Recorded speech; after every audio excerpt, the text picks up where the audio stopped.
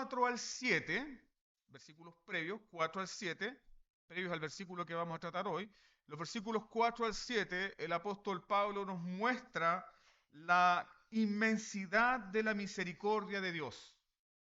¿De qué forma se mostró la inmensidad de la misericordia de Dios? Al darnos vida. Cuando estábamos muertos en delitos y en pecado, al darnos vida con Cristo. Después de ese contexto, nosotros llegamos entonces ahora a uno de los pasajes más conocidos del Nuevo Testamento. De hecho, yo diría que Efesios 2:8 probablemente sea el texto más citado después de Juan 3:16. ¿Quién no conoce Juan 3:16? ¿Quién no dijo Juan 3:16 alguna vez en la calle? ¿Quién no citó Juan 3:16 alguna vez? Porque de tal manera amó Dios al mundo que ha dado a su Hijo Jesucristo, ¿cierto? Y después de ese texto bien citado, tenemos entonces Efesios 2:8, que generalmente la gente dice, por gracia somos salvos. Y es cierto, es un texto muy citado, pero es el texto más incomprendido. Y vamos a explicar por qué. ¿Por qué es el texto más incomprendido? No porque sea difícil de entender, sino por lo radical de su mensaje. ¿Cuál es lo radical de su mensaje? Por gracia somos salvos.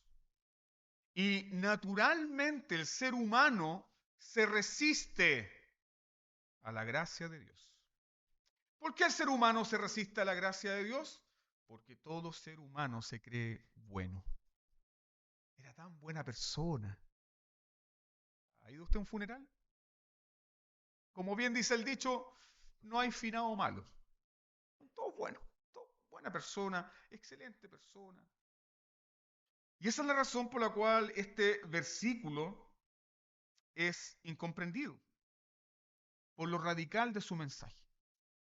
Lo radical de su mensaje está en que la salvación de principio a fin es una obra ¿de quién? Una obra de Dios. La salvación de principio a fin es una obra exclusiva de la gracia de Dios. Tal como lo resume bien nuestro Catecismo Menor de Westminster. Si quiere aprender el Catecismo Menor, participe en los grupos pastorales. Catecismo Menor de Westminster resume bien la salvación como obras de gracia. Entonces, la elección, que está en el capítulo 1, la predestinación, la regeneración, la justificación, la adopción y finalmente la glorificación, ¿qué son todas estas cosas? Obras de la gracia de Dios.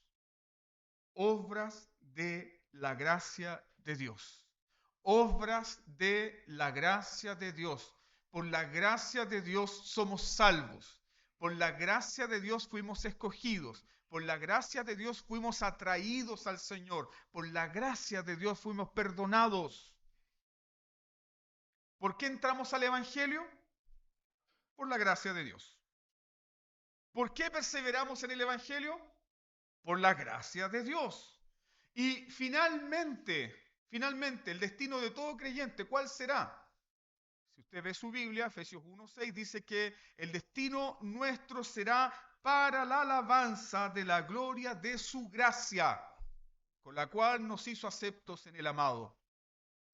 Entramos al Evangelio por la gracia, permanecemos en el Evangelio por la gracia, ¿y cuál va a ser nuestro destino final? Cantar de la gracia de Dios o alabar la gracia de Dios por toda la eternidad. De hecho, no es sorpresa que el último versículo de la Biblia termine con estas palabras. La gracia de nuestro Señor Jesucristo sea con todos vosotros. La gracia de principio a fin. Cuán terrible sería que la Biblia terminara con estas palabras. Esfuércense, vengo pronto. Podría terminar así. Pero la Biblia es una historia redentora. La Biblia es un libro de gracia. Y termina con esas palabras. La gracia del Señor sea con todos ustedes. ¿Es la gracia de Dios contigo hoy? ¿Es la gracia de Dios con nosotros? Bueno, si sabemos que la gracia de Dios es con nosotros, entonces estamos de acuerdo en esta declaración del apóstol Pablo. Pablo dice, porque por gracia sois salvos. Porque por gracia sois salvos. Si Pablo fuera un académico o un orador de este tiempo y dijera Pablo esto en una de las universidades más prestigiosas del mundo, piensa en Oxford, piensa en Yale, piensa en Harvard, Princeton, lo que sea, y si Pablo diera esta declaración, por la gracia de Dios somos salvos, Pablo sería funado inmediatamente. ¿Saben por qué? Porque esta declaración es una declaración absoluta y radical. Es una declaración completa y categórica que define el Evangelio. Y define el Evangelio y lo distingue de cualquier otra religión. Todas las religiones del mundo, sin excepción, son por mérito, son por obras. Pero solo el Evangelio es por gracia. ¿Por qué fuiste salvo? Es que yo fui más inteligente, pastor, fui más vivaracho y creí primero. No, ¿por qué fuiste salvo? Por la misericordia y la gracia de Dios. ¿Te das cuenta entonces por qué el Evangelio es distinto? Todas las religiones humanas inventadas por el hombre demandan mérito, demandan logro, demandan algo en que gloriarse. ¿Pero qué hace el Evangelio? El Evangelio excluye toda forma de aceptación basado o fundamentado en mérito humano. En el Evangelio, el mérito humano, ¿dónde queda? Fuera. Excluido. Excluido. Por esta razón, Pablo enfatiza la gracia una y otra vez, y otra vez, y otra vez. De hecho, después de San Agustín, Pablo se conoce como el apóstol de la gracia, ¿no? Porque todo su mensaje gira en torno a la gracia. Pablo enfatiza la gracia una y otra vez. ¿Por qué? Porque Pablo es consciente, al igual que nosotros, que todo ser humano es adicto a la autojusticia. Todo ser humano está en nuestra naturaleza caída. La autojusticia. Somos adictos a la autojusticia. Queremos siempre demostrar un logro. Queremos siempre presumir algo. Queremos siempre demostrar que lo estamos haciendo bien. Queremos siempre demostrar que somos personas salvables. Queremos demostrar que somos personas redimibles. Queremos demostrar que tenemos mérito. De alguna u otra manera, queremos, incluso como cristianos, demostrar que Dios no se equivocó cuando nos llamó. ¡Qué absurdo! De alguna manera, nos esforzamos para decirle al Señor, te sacaste el loto conmigo, Señor. ¡Qué buen cristiano soy! Soy el hijo predilecto de Dios. Porque eso está en nuestro corazón. La autojusticia está en nuestro corazón. Nos esforzamos porque queremos demostrarle a Dios que no se equivocó en perdonarnos. Nos esforzamos en nuestros méritos porque queremos demostrarle a Dios que no se equivocó en amarnos. Pero ¿cuál es la razón que Dios nos da según las Escrituras? ¿Cuál es la razón por la cual Dios nos ama? ¿Cuál es la razón por la cual Dios nos perdona? ¿Cuál es la razón por la cual Dios nos acepta? Su sola gracia, su sola misericordia. Y esa gracia viene a personas que estaban ¿cómo? ¿Qué lo dijo que el apóstol Pablo? Muertas en delitos y en pecado. Pero esa gracia no solamente viene a personas muertas en delitos y en pecado. Hoy como cristiano, ¿esa gracia te sostiene? ¿Esa gracia te santifica? ¿Esa gracia te hace perseverar? ¿Esa gracia te hace creer? ¿Esa gracia te hace perseverar en la fe? Incluso cuando pecas, cuando fracasas y cuando caes. ¿Quién te sostiene?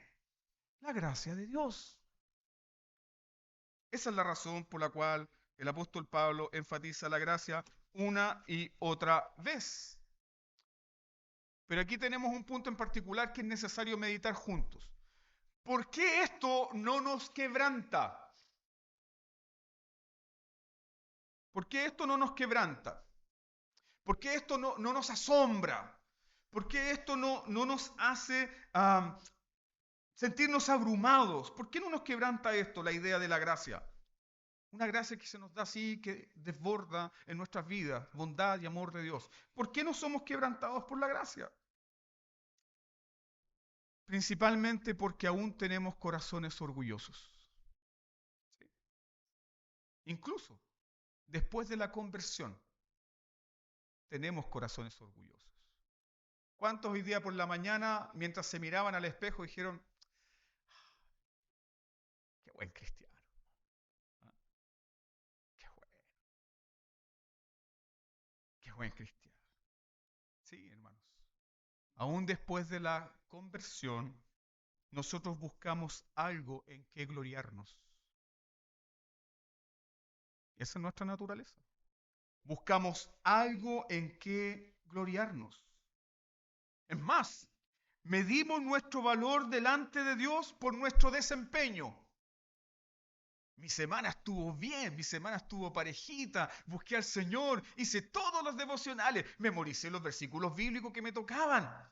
¡Qué linda semana! Pero Dios no nos trata a nosotros según nuestro desempeño. Porque si fuese por nuestro desempeño, ¿podríamos permanecer en el Evangelio? De ninguna manera. Dios se relaciona con nosotros por su gracia. Pero nuestro corazón orgulloso quiere demostrar algo. Quiere ganar. Quiere tener un mérito. De hecho, tu paz depende cómo espiritualmente estuvo esta semana, ¿no? Muchos llegan el día domingo, pucha, pastores, que usted no sabe. Para muchos su paz depende cómo estuvo la semana. Tu gozo muchas veces depende de cuántas actividades religiosas lograste. Y cuando fracasas, ¿qué ocurre? Te escondes. Cuando fracasas, te escondes, te apartas de Dios. Pero cuando cumples, ¿qué haces? Comienzas a compararte con ese no está en todos los servicios como yo. Comienzas a compararte con otro. ¿Te das cuenta cuán fácil para nosotros seres humanos es apartarnos de la gracia de Dios? Y aunque nosotros nos apartamos de la gracia de Dios, esto es lo hermoso y glorioso del Evangelio, y aunque nosotros olvidamos la gracia, y aunque nosotros nos apartamos de la gracia de Dios porque confiamos en nuestros méritos, ¿la gracia se aparta de nosotros? Nunca. Nunca. La gracia no se aparta de nosotros. Ahora, permíteme seguir profundizando en esto. ¿Por qué no somos quebrantados por la gracia? ¿Por qué no somos abrumados por la gracia? Simplemente porque nuestra idea de la gracia aún es demasiado pobre.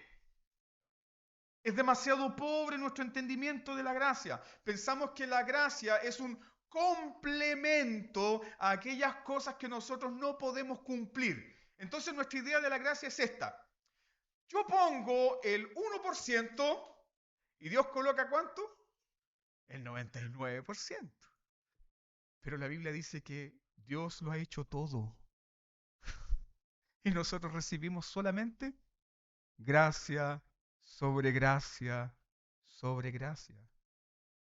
Esa es la razón por la cual muchas veces no estamos abrumados ni quebrantados. Esa es la razón por la cual no estamos disfrutando de los beneficios y de las glorias que tenemos como hijos de Dios.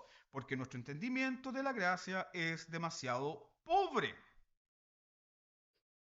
Es más, nos hemos acostumbrado a definir la gracia de Dios como don inmerecido, ¿cierto?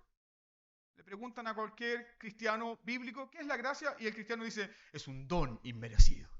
Y es cierto, la gracia de Dios es un don inmerecido, pero también la gracia de Dios es un don antimerecido. Voy a explicar por qué. Porque al decir inmerecido, da la idea o denota la idea de que no teníamos mérito, ¿cierto? Pero la Biblia, la palabra de Dios dice que no solamente no habíamos hecho lo correcto, sino que habíamos hecho todo lo contrario. ¿Qué nos ha dicho Pablo en los primeros 3 versículos de Efesios? Éramos enemigos de Dios, éramos muertos en delitos y en pecado, éramos esclavos del mundo, éramos esclavos de Satanás. Y estábamos bajo la ira de Dios. Entonces estábamos llenos de méritos. Entonces, en un sentido, sí, la gracia es un don inmerecido, pero en otro sentido también, la gracia es un don antimerecido. Habíamos hecho todo lo contrario para merecerla. Éramos enemigos de Dios. Éramos rebeldes. No queríamos a Dios. Y esa es la razón por la cual Pablo ha pasado ya 2 capítulos enfatizando qué cosa. La obra de Dios, lo que Dios hace. ¿Para qué? Para que cuando luego lleguen los mandamientos, nosotros comprendamos que esos mandamientos no nos son dados para alcanzar salvación, sino que esos mandamientos se nos da a personas que ya han sido salvas. Incluso, ahora Pablo nos dice que la fe por la cual recibimos la salvación, ¿qué es? Es un don de Dios. Aún la fe por la cual recibimos la salvación es un don de Dios. Como toda la salvación. La fe, como toda la salvación, es un don de Dios. Pablo no dice que la salvación nos llega por fe. ¿Qué dice su Biblia? ¿Cómo nos llega la salvación? Pablo no dice que la salvación llega por fe. ¿Qué dice su Biblia? La salvación nos llega por medio de la fe. Entonces, ¿qué es la fe? Un medio. ¿Somos salvos por nuestra fe? No. La fe es un medio. ¿Qué nos salva? ¿Qué nos salva? Cristo nos salva. Entonces, la fe no es la causa de nuestra salvación. La fe es el medio por el cual recibimos la salvación. La fe no nos salva, es Cristo quien nos salva. El objeto de la fe es Cristo. Podríamos decir que la fe es la mano desnuda que se extiende para recibir la riqueza. Eso es. La fe es medio, no la causa. La fe es el instrumento por el que recibimos la gracia de Dios. La fe en sí misma no nos salva. Es Dios quien salva a los pecadores, muertos en delitos y en pecado. Entonces, ¿cuál es la característica primordial de la fe? La característica primordial de la fe mira a Cristo, no se mira a sí misma. La fe no tiene ojos para su propio desempeño. La fe no confía en su propia bondad. La fe, ¿qué hace? Mira a Cristo, mira la bondad de otro, mira la justicia de otro, tal como lo enseña Isaías 45, 22. Miradme a mí todos los términos de la tierra y seréis salvos. Entonces, ¿qué es la fe? ¿Mérito o gracia? Gracia. Salvos por gracia de principio a fin. Sí, pastor, pero es que yo fui salvo porque creí. Sí, ¿y quién te dio la fe para creer? ¿Qué es primero? ¿La gracia o la fe? La gracia. La fe es una gracia que recibe y que descansa en Dios. La fe depende completamente de otro. En la fe nos abandonamos a nosotros mismos para aferrarnos de otro. ¿Recuerda las palabras de este hombre? Creo, Señor, ayuda a mi incredulidad. Eso es la fe. La fe elimina entonces toda jactancia humana. ¿Quién se puede jactar de que un día tuvo fe y creyó en el Señor? Es absurdo. Es absurdo porque la fe se nos dio para creer. Por lo tanto, la fe elimina la jactancia humana. Por eso Pablo dice, no de vosotros. ¿Comprende? No de vosotros, pues es don de Dios. No fuiste salvo porque un día tú tomaste la decisión de creer. No fuiste salvo porque tú tomaste la decisión un día de ir a la iglesia. De hecho, si hay alguien nuevo aquí que no conoce al Señor y que vino a la iglesia, créame que esa persona fue traído por Dios. Dios lo trajo. Porque no hay quien busque. No hay quien busque a Dios. No hay quien quiera a Dios. Si Dios no obra, los seres humanos no quieren. Entonces, ¿qué hace la fe? La fe recibe todo lo de Cristo, pero ¿aporta algo?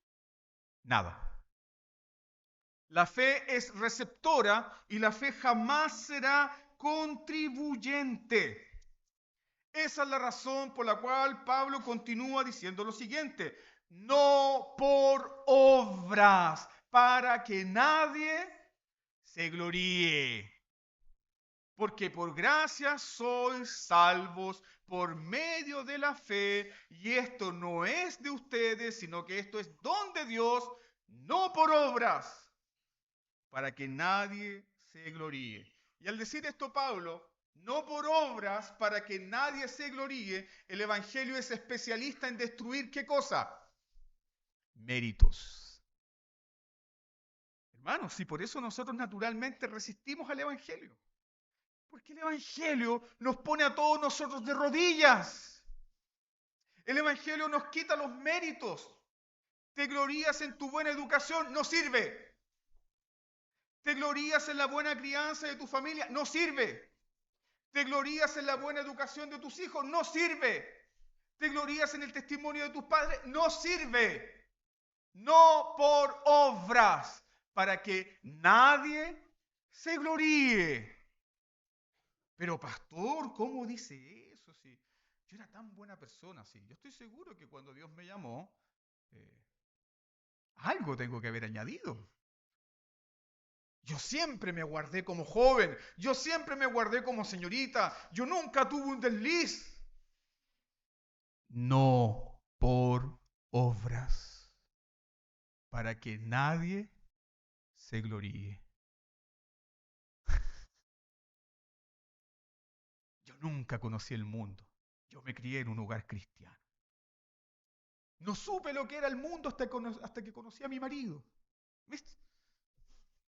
No por obras, para que nadie se gloríe. Por eso el Evangelio destruye todo mérito humano. Y esa es la razón por la cual el Evangelio es resistido por las personas que están construyendo su reputación a partir de sus obras. Esto es muy importante. Si tú estás construyendo una reputación a partir de tus obras, a partir de lo que has hecho, a partir de lo que dejaste de hacer, te estás apartando del Evangelio. El Evangelio deja fuera mérito. Los méritos te pueden servir en esta sociedad moralista, pero en el Evangelio quedan excluidos. O es Cristo o no es nada. No por obras, para que nadie se gloríe.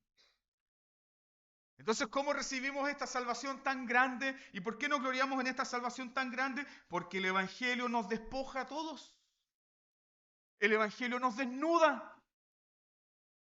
Te saca todas esas pilchas, trapos, harapientos de justicia propia y te dice, no sirve, no sirve, no sirve, no sirve. No te sirven. No puedes confiar en esto. Y yo no te voy a tratar a ti a partir de estas pilchas harapientas de autojusticia. No sirven. Es la justicia de mi hijo. No sirve. El Evangelio nos despoja de todas estas cosas. El Evangelio nos deja desnudos. Es más, el Evangelio nos hace pobres. ¿Cómo? ¿Cómo? ¿Qué dijo, pastor? Sí, el Evangelio nos hace pobres. Y a esos pobres en espíritu, Jesús les dice, de ellos es el reino de los cielos. Sí. El Evangelio te tiene que convencer ¿de qué? De que eres pobre, que no puedes contribuir con nada. De eso nos convence el Evangelio. Y cuando somos convencidos en nuestro espíritu de que somos pobres en espíritu, las puertas de los cielos se nos abren de par en par. Como dice un hermoso himno, nada he traído, nada poseí, hasta el día en que salvo fui. Solo por gracia, salvo soy. De Dios es la gloria.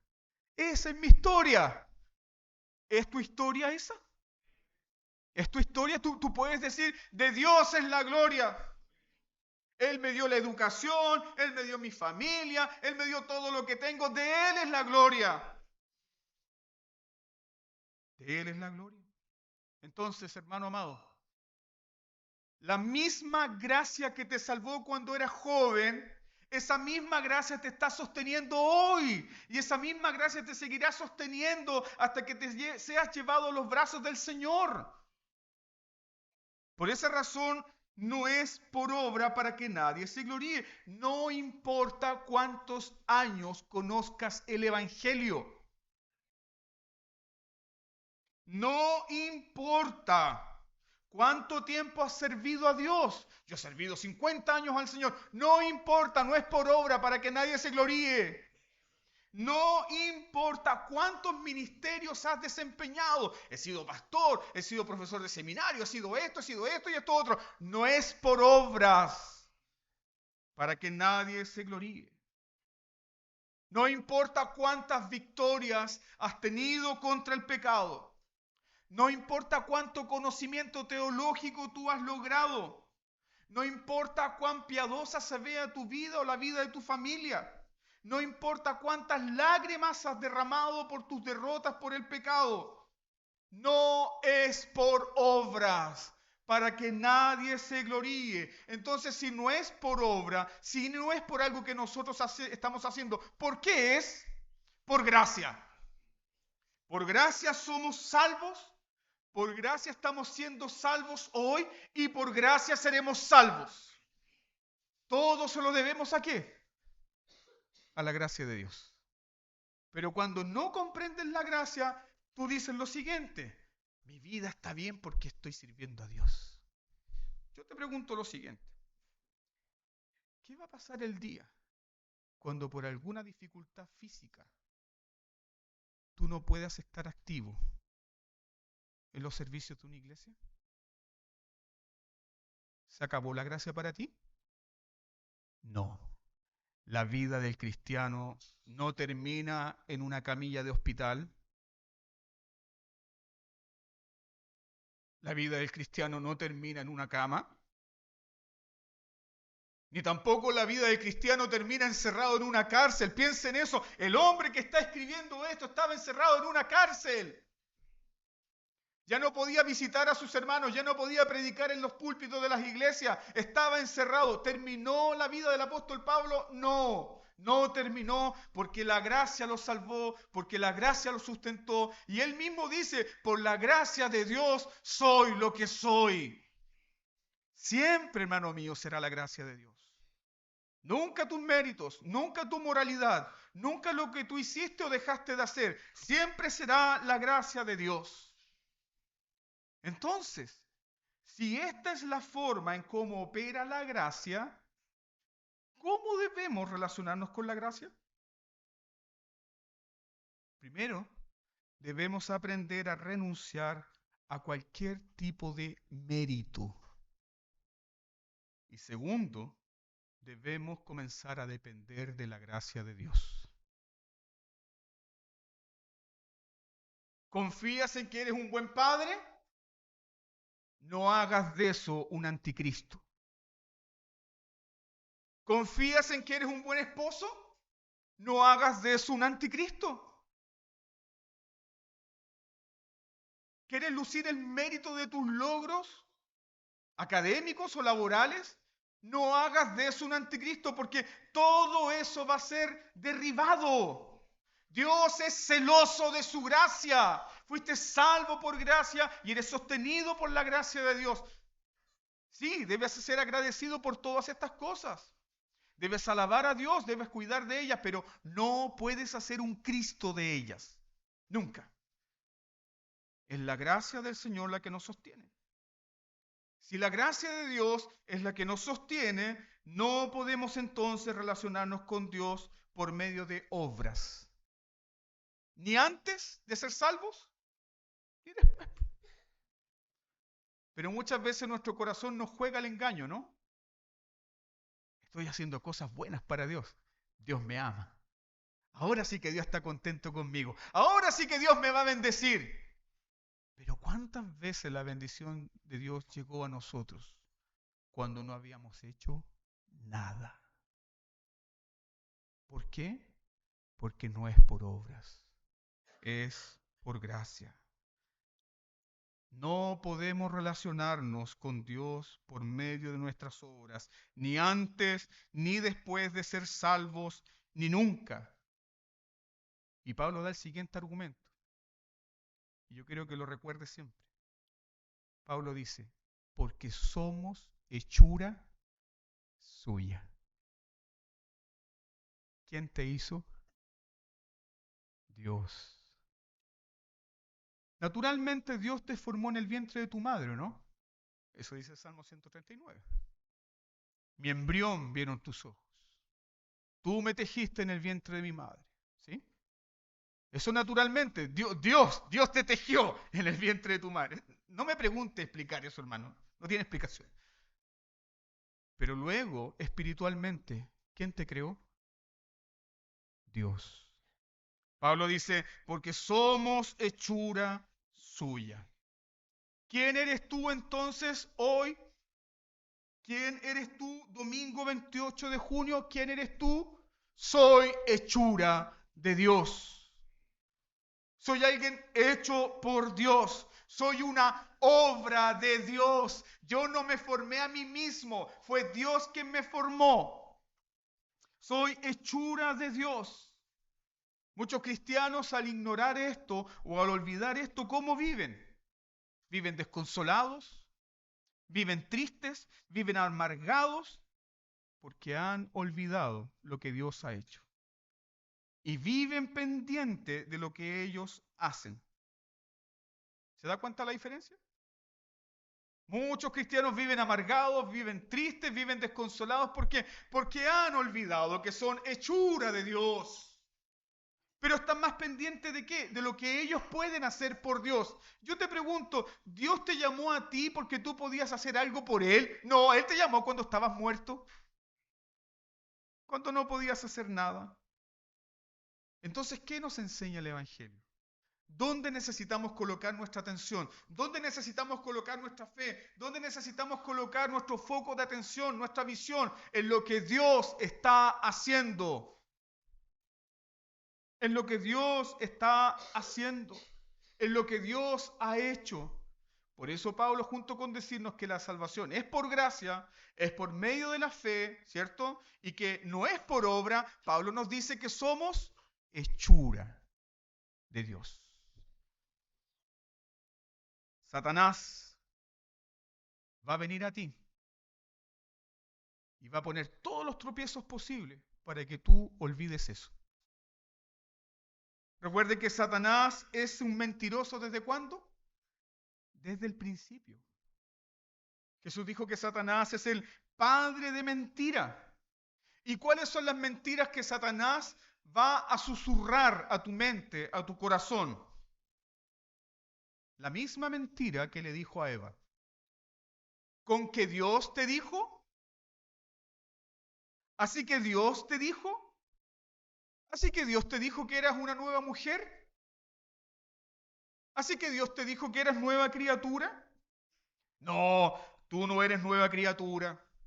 Tú no eres una nueva mujer, tú no eres un nuevo hombre, tú eres el mismo sinvergüenza de antes. No has cambiado en nada. Tantos años yendo a la iglesia y no has cambiado en nada. Esas son las mentiras del demonio. ¿Mas qué nos dice la palabra de Dios? ¿Qué nos dice la gracia? La gracia de Dios nos dice que somos hechura de Dios. Hechura de Dios. Hechura de Dios. Entonces, hermano, si somos hechura de Dios, ¿quién es el que está obrando hoy? Dios. ¿Sí? Dios. Dios es el que está obrando. Y si es obra de Dios, ¿puede ser obra nuestra? No, porque donde usted mete la mano lo echa a perder. Sí. Es obra de Dios. Somos hechura suya. No es nuestra obra, es su obra. Incluso cuando nosotros olvidamos la gracia, es más, tendemos a pensar que la iglesia es una obra nuestra. Haga el siguiente ejercicio. Pregúntele a las personas por la iglesia y les pregunta, ¿cómo está la iglesia? Y siempre la gente va a responder de esta manera. Estamos haciendo esto otro, tenemos esta actividad, estamos haciendo aquí, estamos haciendo allá. Pero bíblicamente, la iglesia es la obra de Dios. El libro de los Hechos nos deja muy claro que los apóstoles predicaban, los apóstoles enseñaban, ¿y qué hacía Dios? Dios añadía a los que serían salvos. ¿Te das cuenta qué es la iglesia entonces? ¿La iglesia es la obra del consistorio, pastor? No. ¿La iglesia es la obra de los diáconos? No. La iglesia es la obra de Dios. ¿Se imaginan si la iglesia fuera nuestra obra? Apenas podemos organizar nuestra vida, hermanos. Todo depende de Él. Porque de Él, por Él y para Él son todas las cosas. Pero nuestra idea de Dios es la de un Dios pasivo, no activo. Nuestra idea de Dios muchas veces es la de un Dios pasivo, que está allá lejos. Pasivo, está esperando que nosotros hagamos algo. Esa es muchas veces nuestra idea de Dios. Pero al leer la Biblia, inmediatamente somos sorprendidos por estas palabras. En el principio creó Dios. ¿Dios es un Dios pasivo? No. Él siempre está obrando. Él siempre está obrando, aunque tú no te des cuenta, aunque tú veas solamente oscuridad alrededor tuyo, aunque tú parecieras ver que hay solamente destrucción, Dios siempre está obrando. Él no es pasivo, Él está obrando. La salvación nuestra es su obra. Él siempre está obrando. Desde el principio Dios está obrando. Dios creó al hombre. Y cuando el hombre pecó y el hombre se escondió de Dios, ¿quién fue a buscarlo? ¿Los ángeles? ¿Quién fue por el hombre? Dios. Dios sacó a Abraham de la tierra de Ur de los caldeos, de la idolatría más grande y más profunda. Fue Dios quien llamó a Moisés. Fue Dios quien nos dio la ley. Fue Dios que dio el diseño del tabernáculo y del templo. Fue Dios quien envió profetas. ¿Y qué más hizo Dios? Dios en el tiempo señalado nos envió a su bendito Hijo Jesucristo. Siempre ha sido Dios. Siempre. No hay ningún día en nuestras vidas en que Dios haya dejado de obrar. Ninguno. Ninguno, hermano. ¿Quiénes somos nosotros entonces? Sigue mirando el texto. Pablo nos dice que somos creados en Cristo Jesús. ¿Qué está haciendo este Dios? Este Dios está obrando. ¿Qué está haciendo este Dios? Somos la hechura de Dios. ¿Qué nos dice Pablo? Creados en Cristo Jesús. Detente ahí. ¿Cuál es la mayor obra de arte de Dios hoy en día? Toma tu dedo índice y apunta tu corazón y di yo. Somos la hechura de Dios. Somos la obra más grande de la misericordia de Dios. Somos creados en Cristo Jesús. Hechura de Dios. Y al ser creados en Cristo Jesús, ¿qué fue lo que Dios hizo? Dios nos unió a Cristo, el mediador. ¿Cuándo nos unió a Cristo el mediador? Cuando no prometíamos nada, cuando no podíamos hacer nada, cuando no podíamos demostrar nada. Eso es justamente el consejo que Pablo le da a su hijo Timoteo, que estaba muy atribulado, justamente atendiendo a la iglesia a los Efesios. Pablo le escribe a Timoteo estas palabras: ¿quién nos salvó y nos llamó con llamamiento santo, no conforme a nuestras obras, sino según el propósito suyo y la gracia que nos fue dada en Jesucristo antes de los tiempos de los siglos? Hechura de Dios, creados en Cristo, y cuando se te unió a ti, a Cristo, ¿qué se te dio? La gracia de Dios, no por obras, solo por gracia.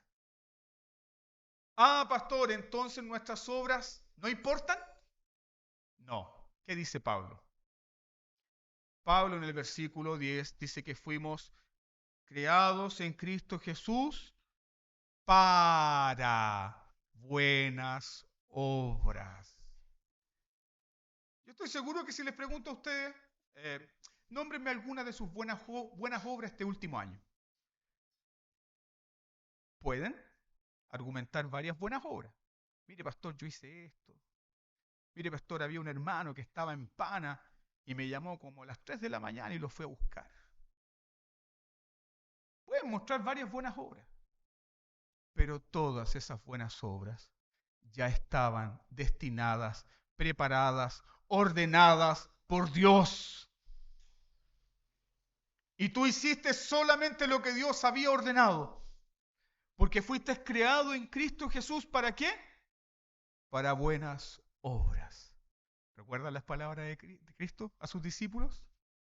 Siervos inútiles, porque lo que teníamos que hacer, eso hicimos. ¿Tienes que instalar el día domingo? Es lo que tenías que hacer. Tienes que predicar el día domingo, es lo que tenías que hacer. Es lo que Dios ha destinado para nosotros, su pueblo. Tienes que escuchar, tienes que consolar, tienes que hacer algo bueno con tu hijo, con tu hija, con tu marido. Es lo que Dios había destinado. Buenas obras, creados en Cristo Jesús para buenas obras que Él había determinado. Por esa razón, las buenas obras de un cristiano no son la causa de su salvación, sino que son la evidencia de haber sido salvo. Sí, hermanos. Por eso cuando se te pide a ti buenas obras, no se le está pidiendo un árbol muerto que dé fruto, se le pide un árbol vivo que vive con la vida de Cristo. Las buenas obras son el fruto de la gracia y no la raíz de la gracia. Esas son las buenas obras. Entonces, ¿cómo debemos apreciar las buenas obras?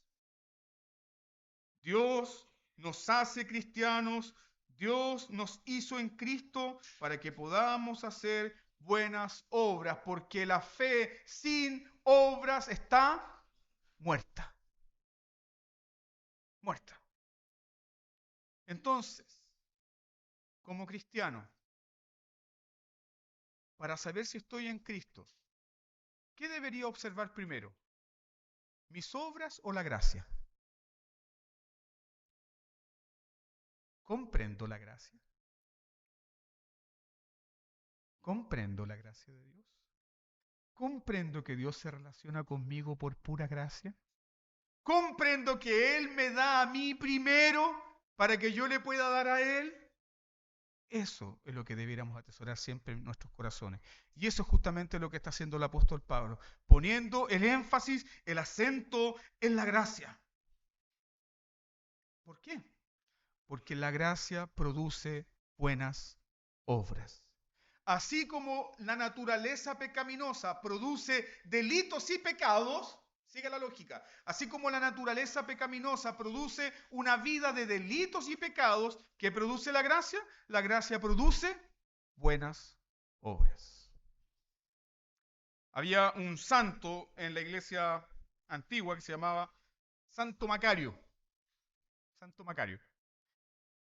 Todos estos santos tienen nombres raros, pero se llama Santo Macario. Y cuando él daba consejo, Macario decía lo siguiente: lo bueno que ves en mí es de Cristo. Todo lo malo es mío. Entonces cuando alguien ve bueno en ti, cosas buenas, ¿quién es? El Señor. Es el Señor, es el Señor, es el Señor, es de Él. La gloria es de Él. La gloria es de Él. ¿Y sabe lo más hermoso y maravilloso de esto? Es que tú eres recompensado por esas buenas obras. Con los hermanos del catecismo estábamos comentando esto. Muchas veces Dios actúa de una manera sorprendente al darnos a nosotros algo adelantado que nosotros no podemos producir. Y colocaba este ejemplo, que es un poco tosco, pero aplica. Piensa en el ramo más difícil de la universidad. Eso es donde los profesores son sin misericordia. Pero de pronto un profesor bondadoso te dice: te voy a asegurar 3-7.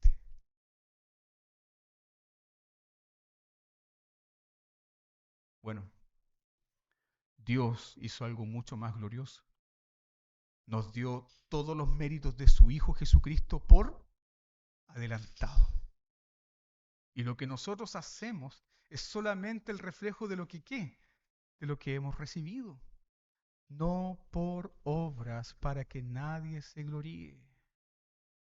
1 Corintios 1:30. Si alguno se gloría, gloríese. ¿En quién? En el Señor.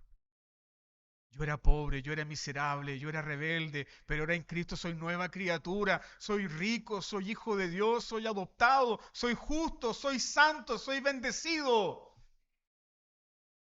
Si alguno se gloríe, gloríese en el Señor. Ahora me gustaría cerrar este sermón con esto en tu corazón. Pablo dice que todo lo que nosotros hacemos y todo lo que vamos a seguir haciendo como cristianos se debe a una sola cosa: que somos la hechura de Dios, ¿o no?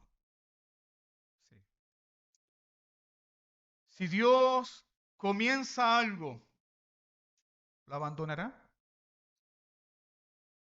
Estoy persuadido de esto. ¿Ya lo recuerda Filipenses 1:6? Estoy persuadido de esto, que el que comenzó en vosotros la buena obra, la perfeccionará hasta el día de Jesucristo.